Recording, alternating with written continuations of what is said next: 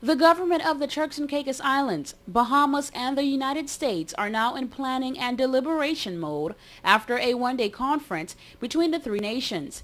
A recent press conference at the governor's residence in Grand Turk showed that the three governments are serious about combating human trafficking, narcotics trade, and weapons of mass destruction. The Premier Honorable Dr. Michael Mizik, along with the Deputy Premier Honorable Floyd Hall, the Minister of Home Affairs Honorable Galma Williams, and the Governor His Excellency Richard Tafari, led the TCI delegation, which met with Senator Elma Campbell, Minister of State for Immigration in Bahamas, U.S. Ambassador to the Bahamas Ned Siegel, and David Kirkle, Rear Admiral Commander of the 7th U.S. Coast Guard District. The talks were described by the members of Parliament as being successful, and according to the attendees, a new form of cooperation has been established. Over the past months, since the new government came into power in Haiti, we have had discussions. A memorandum of understanding was agreed upon during the last meeting that we had, and we are encouraged by the progress that we are seeing during the discussions. We are optimistic that cooperation will be forthcoming. Honorable Galma Williams said devices such as ESAT, the new $2 million radar system, will be an integral part in assisting the U.S. and Bahamas. Bahamian Senator Elma Campbell said the manpower and the location of the Bahamas will play its role in the new team. And the U.S. Ambassador to the Bahamas, Ned Siegel, said funding and technology from the United States will be the final key. In our discussion today, we talked about the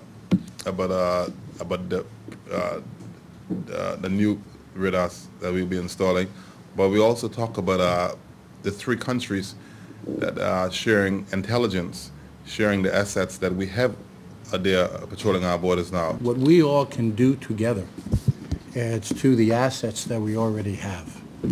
As each government has their needs, we, the Coast Guard, and the experience of the Coast Guard can help make sure that the continued assets, the additional boats, the additional training of manpower can be right on target so the right decisions are made for the right situations. Well, while we may not have at the moment the state-of-the-art radar system that TI presently has, and definitely not some of the resources available to the Americans, but we feel that if we pool our resources and assets, then we can only work towards having a better secured region. Well, what we're doing is, first of all, cooperating, and as this press release talks about sharing information and in cooperating together on the high seas to deter a migration toward the Turks and Caicos, toward Bahamas and the United States. We intend to remain on scene, as always, to do that.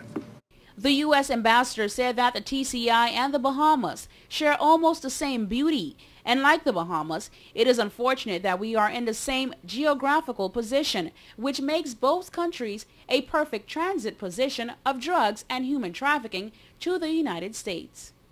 So when we look at the territories of the Turks and Caicos, the Bahamas, and Haiti, and the United States, we have to approach it from the standpoint that we all are confronted with the same problem. Haiti has an economic problem that needs to be addressed, and we must find a way to stimulate that economy, to cause people in Haiti to stay in their country. But in the meantime and in the interim, other countries just cannot absorb the problems that Haiti has.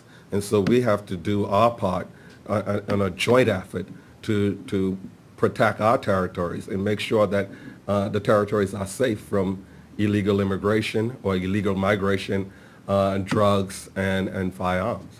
The government heads discuss with the media ways each can do their part and their agendas on future meetings, which WIV4 News will bring to you in a subsequent newscast. For WIV4 News, Angie Toussaint.